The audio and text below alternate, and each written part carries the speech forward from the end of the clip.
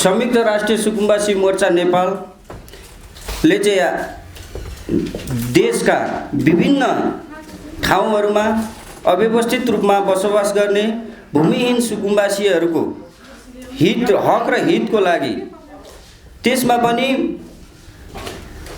2068 सालमा नेपाल सरकारले स्थापना भएको हो र नेपाल सरकारको भूमि विधेयक आइरहँदाखेरि अहिले हामीलाई भूमि विधेयक पास गरिरहेको अवस्थामा उहाँहरूले चाहिँ 10 वर्षसम्म बसोबास गरेका बसोबास बसिरहेकाहरूलाई चाहिँ बसोबास गर्न दिने, एकपल्टको लागि लाल पूर्जा धनी पूर्जा वितरण गर्ने भनिरहँदा त्यस विधेयकको 52 को ख को दफा 10 मा चाहिँ 4 को 10 मा चाहिँ उपत्यकाभित्र रहेका अव्यवस्थित रूपमा बसोबास गरेका बस्तीवासीहरूलाई चाहिँ एउटा अपार्टमेन्टको अवधारणा लिएर, सामूहिक बस्तीको अवधारणा लिएर आइरहँदाखेरि काठमाडौँ अहिले हाम्रो जनजागरण अभियान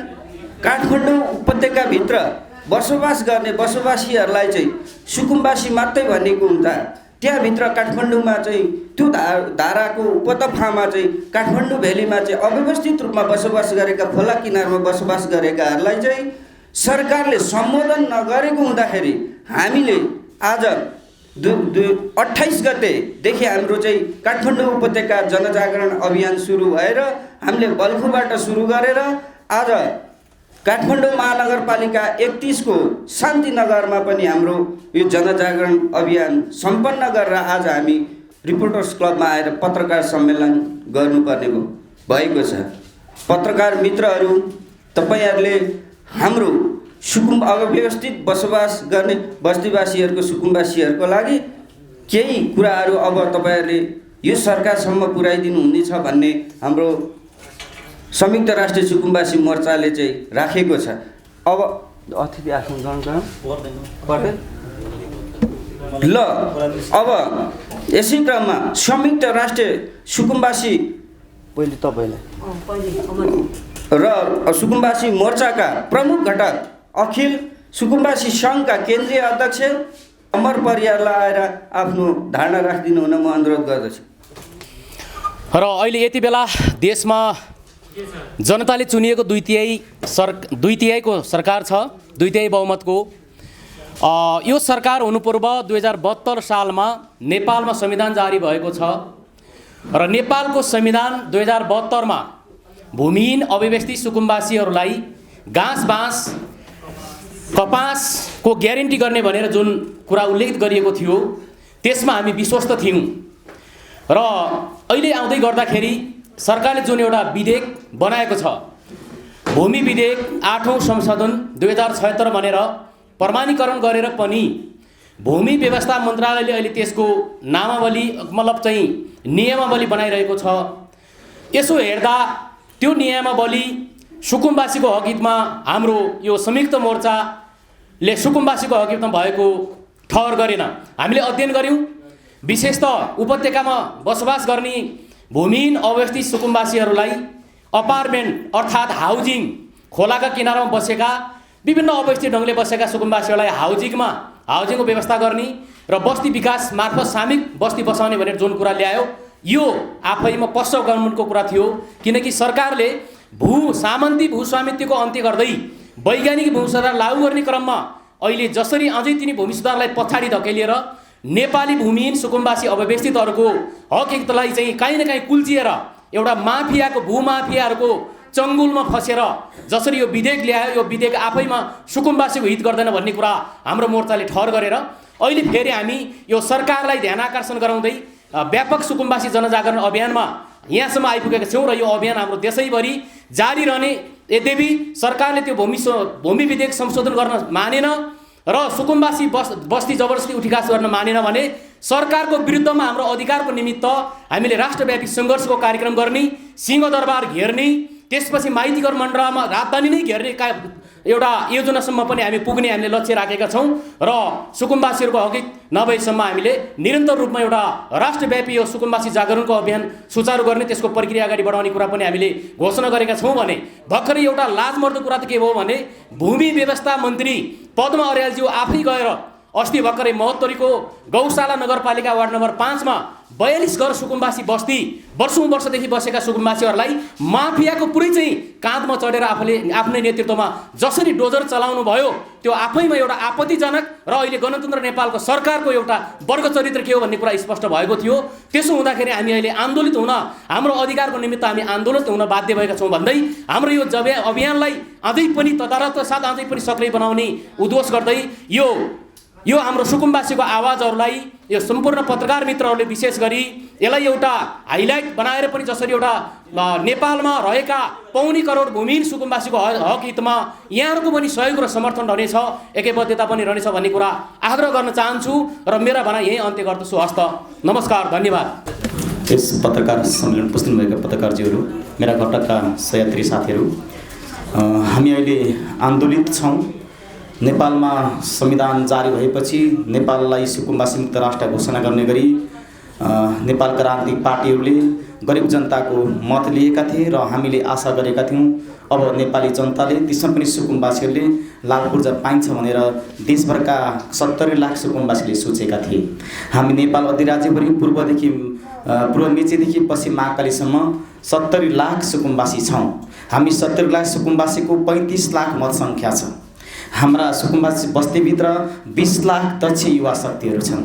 यतिका सङ्ख्यामा रहेको सुकुम्बासी माथि सरकारले व्यवस्थापनको सट्टा व्यवस्थापन गर्नुपर्ने ठाउँमा विधेयक बनाएर ल्याएर दोजर लाउने काम जुन गरिरहेको छ, यसको भण्डाफोर गर्नका निम्ति र सरकारको कुकृति बाहिर निकाल्नका निम्ति अहिले विभिन्न घटकहरू, सुकुम्बासी सम्बन्धी काम गर्ने विभिन्न सङ्घ संस्थाहरू एकीकृत बनेर संयुक्त राष्ट्रिय सुकुम्बासी मोर्चा नेपाल निर्माण गरिरहेका छौँ र यो संयुक्त सुकुम्बासी मोर्चा नेपालले अब सुकुम्बासी मुक्तिको अन्तिम आन्दोलनको सुरुवात गर्दैछ। यो अन्तिम आन्दोलन देशभरका 70 लाख सुकुम्बासी एकीकृत भएर जम्मा भएर हामी सिंहदरबार प्रवेश गरेर भए पनि, सिंहदरबार घेराउ गरेर भए पनि हामी देशभरका सुकुम्बासीको हातमा रातो लाल पूर्जा दिनका निम्ति, रातो लाल पूर्जा दिलाउनका निम्ति हामीले आन्दोलन सुरु गरिरहेका छौँ र हामीले यो आन्दोलनको एजेन्डामा भनिरहेका छौँ हामीले देशभरका 70 लाख सुकुम्बासीको मत सरकारले लिएको छ। त्यसकारणले हाम्रो मुख्य नारा छ कि हाम्रो मत फिर्ता देऊ कि हामीलाई पूर्जा देऊ। हामी यी दुईटा कुरा लिएर हामी सरकारसँग जाँदैछौँ कि हाम्रो मत फिर्ता देऊ कि हामीलाई पूर्जा देऊ। यदि सरकारले गर्न सकेन भने हामी सरकार विरुद्धको सशक्त सङ्घर्षमा हामी जाँदैछौँ। सरकारले जुन खालको नीति अपनाउँछ हामी त्यही नीति लिएर हामी जाँदैछौँ। सरकारले 8औं भूमि संशोधन विधेयक लिएर आयो। त्यो विधेयकले के भन्यो भन्दाखेरि एउटा नम्बरीवासीले 25 रोपनी जग्गा काठमाडौँ उपत्यकाभित्र राख्न पाउने नीति लिएर आउने, तर वर्षौँदेखि बसोबास गरेको सुकुम्बासीले 3 आना जग्गा पनि राख्न नपाउने नीति राज्य लिएर आयो। त्यसकारण यो नीति विभेद छ भनेर भन्यौँ। त्यसपछि सरकारले अर्को नीति लिएर आयो, 10 वर्षसम्म बेच्न नपाउने र 10 वर्षपछि पनि कुनै पनि प्रकारले हक हस्तान्तरण गर्न नपाउने अस्थायी लाल पूर्जाको कुरा लिएर आयो। त्यो प्रति हाम्रो गम्भीर आपत्ति हो। एउटै देशका नागरिक नम्बरीवासी 50 करोडको मालिकको पनि एकजनाको एकै भोट हुन्छ र हामी जस्ता गरिब सुकुम्बासीको पनि एकजनाको एकै भोट हुन्छ। धनीको 2 भोट हुनेवाला छैन। त्यसकारण सामन्तहरूको पक्षमा ल्याएको यो विधेयकलाई सच्याउनका निम्ति हामीले जुन प्रकारको एउटा आन्दोलनको आँधीबेरी सिर्जना गर्दैछौँ, त्यो आन्दोलनको आँधीबेरीबाट हामी सरकारलाई जसरी पनि तह लगाउने पक्षमा छौँ। 2/3 सरकारले कसैले तह लगाएको छैन, तर 2/3 सरकारले तह लगाउन अब देशभरका 70 लाख सुकुम्बासीहरू आन्दोलित भएका छन्। हामी आन्दोलनको मैदानमा उत्रिसकेका छौँ। सरकारले एकातर्फ विधेयक लिएर सुकुम्बासीलाई पूर्जा दिने भन्ने, तर अर्कोतर्फ सरकारकै पद्म अर्याल मन्त्रीज्यू गएर चाहिँ मन्त्री आफै उभिएर, यो त राणा शासनमा पनि थिएन, राजाको शाही शासनमा पनि थिएन, तर अहिले लोकतान्त्रिक गणतान्त्रिक शासनमा मन्त्री आफै गएर जनताका घर भत्काउनु भएको छ। जनताका घर भत्काउन मन्त्री जानुभएको छ। तर पत्रकार सम्मेलन मार्फत भन्न चाहन्छु, मन्त्रीज्यूले यो घर भत्काउने दोजो लिएर घर भत्काउने काम अझै नरोक्ने हो भने हामी 70 लाख सुकुम्बासीले 1-1 रुपियाँ जम्मा गरेर दोजर किन्छौँ र हाम्रा घर भत्काउने मन्त्री घर भत्काउन हामी पनि जान्छौँ। त्यो खालको रणनीति लिएर हामी हिँडिरहेका छौँ। तर यो वर्तमान व्यवस्थामा आइपुग्दा समेत मन्त्रीज्यूले जुन खालको एउटा विद्यमान कानुनलाई समेत मध्यनजर नगरिकन र नेपालको संविधानको धाराले समेत नटेकिकन मन्त्रीले जुन कुरा गर्नुभएको छ त्यो कुराको विपक्षमा हामी उभिएका छौँ। मन्त्रीले नेपालको संविधान उल्लङ्घन गर्नुभएको छ। किन? नेपालको संविधानले हरेक नेपाली नागरिकको वास अधिकार सुनिश्चित गरेको छ भनेको छ, तर मन्त्रीज्यूले आफै उभिएर वास अधिकार हनन गर्नुभएको छ। त्यसकारण नेपालको संविधान उल्लङ्घन गर्ने मन्त्रीलाई अब सुकुम्बाले छाड्नेवाला छैनन् र मन्त्रीज्यूले यो नैतिकताका आधारमा जो संविधान उल्लङ्घन गर्नुभएको छ त्यो उल्लङ्घन गरेको आधारमा उहाँले राजीनामा दिनुपर्छ र उहाँले जनतालाई माफी माग्दै जनतालाई जहाँ बसोबास गरेका छन् त्यही पूर्जा दिनुपर्छ। हामी त्यो नीति लिएर अगाडि बढिरहेका छौँ। संयुक्त राष्ट्रिय सुकुम्बासी मोर्चा नेपालले त्यो एउटा विश्व प्रतिज्ञा गरेर हामीले एउटा आन्दोलनको सिर्जना गरिरहेका छौँ र यसमा हामी गरिबहरूको लागि हामी सुकुम्बासी भूमिहीन अव्यवस्थितहरूको लागि सरकारले कुनै पनि प्रकारको नीति लिएर नआएको हुँदाखेरि हामी पत्रकार सम्मेलन किन गरिरहेका छौँ भन्दाखेरि हाम्रो साथ सहयोग यदि पत्रकारज्यूहरूले दिनुभयो भने हाम्रो आन्दोलनलाई अलिकति बढी टेवा पुग्ने हुनाले यहाँले हाम्रो आग्रह छ र अनुरोध पनि छ। हाम्रो आवाज अलिक बढी यो गरिबहरूको आवाज, पिछडेका वर्गहरूको आवाज, मजदुर किसान सुकुम्बासी अव्यवस्थित भूमिहीनहरूको आवाजलाई अलिक बढी कलम चलाइदिनु होला, उजागर गरिदिनु होला भन्न पनि म यो सम्मेलन मार्फत यहाँलाई हार्दिकतापूर्वक मोर्चाको तर्फबाट अनुरोध गर्न चाहन्छु। र हामीले जुन ढङ्गले यो सुकुम्बासी मुक्तिको लागि अन्तिम आन्दोलनको सुरुवात गर्दैछौँ, यदि नेपालमा तेस्रो जनआन्दोलनको सुरुवात भयो भने यही हामी जस्ता 70 लाख सुकुम्बासीहरूको मुक्तिको निम्ति हुनेछ भन्ने कुरा राख्दै र यहाँहरू र हाम्रो यो संयुक्त राष्ट्रिय सुकुम्बासी मोर्चा नेपालले सुरु गर्ने यो अन्तिम महाअभियान सुकुम्बासी मुक्तिको आन्दोलनमा सम्पूर्ण घटकहरू सहभागी हुन्छ। म ती घटकको नाम सुनाउन चाहन्छु। हाम्रो घटकमा सबभन्दा पहिला नेपाल बसोबास बस्ती संरक्षण समाज, अखिल नेपाल सुकुम्बासी सङ्घ, नेपाल सुकुम्बासी व्यवस्थापन सङ्घ, अखिल नेपाल क्रान्तिकारी सुकुम्बासी सङ्घ, नेपाल सुकुम्बासी सङ्घ, अखिल नेपाल सुकुम्बासी सङ्घ गोपाल किराँती, नेपाल लोकतान्त्रिक सुकुम्बासी सङ्घ र सुकुम्बासी विशेष क्षेत्र सङ्घ भरेर हामीले जम्मा 8वटा सुकुम्बासी सङ्घ संस्थाहरू हाम्रो मोर्चामा आबद्ध हुनुहुन्छ। र यति मात्र होइन, अझै धेरै सुकुम्बासी सम्बन्धी काम गर्ने संस्थाहरू हामीसँग जोडिँदै हुनुहुन्छ र हामी अहिले 28 गतेदेखि काठमाडौँ उपत्यकामा सुकुम्बासी बस्तीभित्र जनजागरण अभियान सुरुवात गरेका छौँ र त्यही मितिबाट हामीले सुरुवात आज पनि हामीले एउटा कार्यक्रम सकेर आएका छौँ र फेरि 3 बजे पछाडि हाम्रो फेरि पनि कार्यक्रम छ र हामी उपत्यका 4 गतेसम्म सक्नेछौँ र त्यसपछि उपत्यका बाहिर जानेछौँ र पहिलो चरणमा हाम्रो सङ्घर्ष कार्यक्रम जम्मा 3 चरणका हुनेछन्। पहिलो चरणमा जनजागरण कार्यक्रम गर्नेछौँ, उपत्यका सकेर देशभर जानेछौँ, त्यसपछि सरकारसँग सम्बन्धित सहकार्य र अनुरोध गर्नेछौँ र त्यो दोस्रो चरणको हुनेछ। त्यति हाम्रो अनुरोध पनि व्यवस्था गऱ्यो भने सरकार विरुद्धको अन्तिम सङ्घर्ष कार्यक्रम तेस्रो चरणको हुनेछ। यसरी हामीले तेस्रो चरण कार्यक्रम सुरुवात गरेका छौँ र आज भन्नुपर्ने दिन आएको छ, बाध्य भएको छ। सरकारले यति गर्दा पनि हामीलाई लाल पूर्जा नदिनु भने वैधानिक होस् अवैधानिक होस्, हामीले एउटा सोच राखेका छौँ कि आफ्नै मालपोत खडा गरेर सुकुम्बासीलाई पूर्जा वितरण गर्ने बाँड्ने सोच समेत हाम्रो मोर्चाले लिएको छ।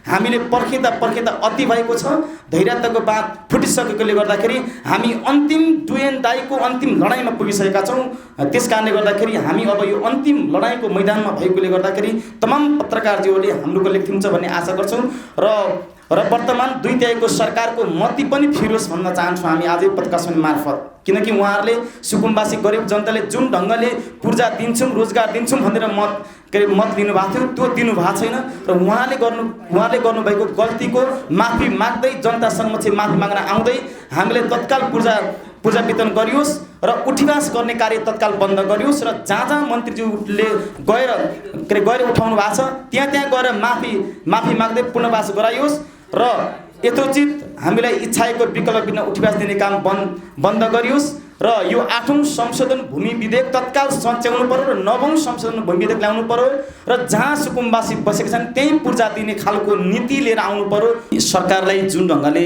भोट हालेका छौँ, हाम्रो भोट वैधानिक हुने हो भने हामी बसेको जग्गामा पूर्जा दिन पनि वैधानिक हुनुपर्छ। हामी भएन भने हामी किन बाँड्छौँ भन्दाखेरि सरकारले बाँड्ने त्यो रातो पूर्जा हो। हामी कानुनको प्रतीक्षा गऱ्यौँ, कानुनलाई सरकारले उल्लङ्घन गर्ने हो भने हामीले नै उल्लङ्घन गर्ने हो। मन्त्रीज्यूले कानुनको उल्लङ्घन गर्नुभयो। कुनै पनि नागरिकलाई बासबिन बनाउन पाइँदैन भनेर संविधानमा लेख्ने अनि मन्त्रीजी आफै गएर सुकुम्बासी घरहरूमा दोजर लाउने भनेपछि उहाँले संविधान उल्लङ्घन गर्न हुन्छ भने उहाँको कार्यशैलीको विरुद्धमा हामीले पनि पूर्जा वितरण गर्न हुन्छ भनेर हामीले यो नीति लिएका छौँ। अरू केही छ?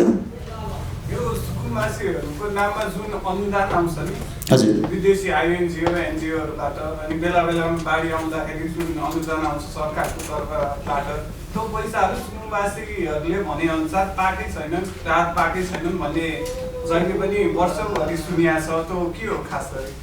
अनि यो राहतको विषयमा नेपाल सरकार मार्फत आउने, सिडिओ कार्यालय मार्फत, नगरपालिका मार्फत नै राहत आउने हो।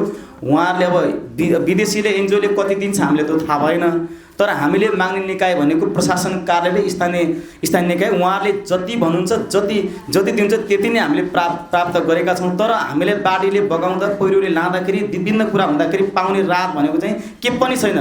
यो प्रचारमा जे आउँछ त्यो सबै गलत हुन्छ, किनकि हामीले एउटा पाल र 2 छाक खानाले दिएको हुन्छ, बाँकी केही पनि दिएको हुँदैन। तर जीवनभर त्यो बाढी पीडित सुकुम्बासीहरूले दुःख गरेर बस्नु परेको स्थिति छ। तपाईँ सरकारको तर्फबाट के चाहनुहुन्छ? सुकुम्बासीहरूलाई व्यवस्थित गर्ने चाहनुहुन्छ कि जुन ठाउँमा बसेका हुन्छ त्यही ठाउँमा तपाईँहरूलाई लाल पूर्जा दिने चाहनुहुन्छ? हामी जोखिम मुक्त समुदायले त्यही ठाउँमा, जोखिमयुक्त समुदाय जसलाई सार्नै पर्ने स्थिति छ, त्यो सार्नै पर्ने स्थिति भएकोलाई त्यसको नजिकैको ठाउँमा, यहाँ अथवा विकल्पका नाममा सहरी क्षेत्रमा बसोबास गरेका सुकुम्बासीलाई पहाडको टुप्पोमा विकट क्षेत्रमा लगेर विकल्प दियो भने हामीलाई त्यो मान्य हुने छैन, किनकि त्यहाँ विकासको योजना छैनन्, हाम्रो जीवनयापन चल्न सक्दैन। त्यसैले जीवनयापन चल्ने ठाउँमा, सोही ठाउँमा मात्रै स्थानान्तरण गर्न हामी मान्छौँ। हामी दुईवटा कुरा, जोखिम मुक्तलाई सोही ठाउँमा र जोखिमयुक्तलाई नजिकैको पाएको पनि स्थानान्तरमा स्थानान्तरण गर्नु पर्यो। तपाईँहरूलाई जुन सुकुम्बासीको नाममा बाबुराम भट्टराईज्यूले चन्द्रगिरीमा एउटा भवन बनाउनु भएको थियो, त्यसमा तपाईँहरू सर्न मान्नु भएको छैन भनेर जुन यो मिडियामा आएका छ, त्यो चाहिँ के हो? तपाईँहरू साँच्चीकै सर्न नमानेकै हो त? एकदम हामी साँच्चीकै सर्न नमानेको। यसको कारण चाहिँ के हो? यसको कारण म भन्छु, हामी अपार्टमेन्ट सिस्टममा जाँदैनौँ। किन? एउटा नागरिकले पूर्जा बोकेर आफ्नो तलमाथि पनि आफ्नो अधिकार, तलमुनि आफ्नो अधिकार भएर बस्नुपर्ने, एउटा के अरे अर्को नागरिक चाहिँ गएर एउटा अपार्टमेन्टमा गएर 2 कोठा लिएर बस्नुपर्ने, तलमाथि अर्कै बस्नुपर्ने, तलमुनि अर्कै बस्नुपर्ने, भूमिको स्वामित्वबाट वञ्चित हुने जुन सरकारले ल्याएको नीति छ अपार्टमेन्ट सिस्टम, त्यो अपार्टमेन्ट सिस्टम हामी स्वीकार्दैनौँ र त्यहाँ कुनै पनि सुकुम्बासी गएर बस्दैनन्। र अहिले पनि त्यो खाली छ अपार्टमेन्ट, त्यहाँ कुनै पनि सुकुम्बासी गएर बसेका छैनन्। किन? हाम्रो लडाइँ भनेको भू स्वामित्वको निम्ति हो, अपार्टमेन्टको लागि नै। कि त भूमि सबै राष्ट्रियकरण गरिनु पर्यो, कि त भूमिको स्वामित्व सबैले समान हुनु पर्यो। हामीले आन्दोलित भएकोले गर्दाखेरि हामी सरकारले ल्याएको अपार्टमेन्ट सिस्टममा हामी जाँदैनौँ, त्यो हाम्रो पक्षमा छैन।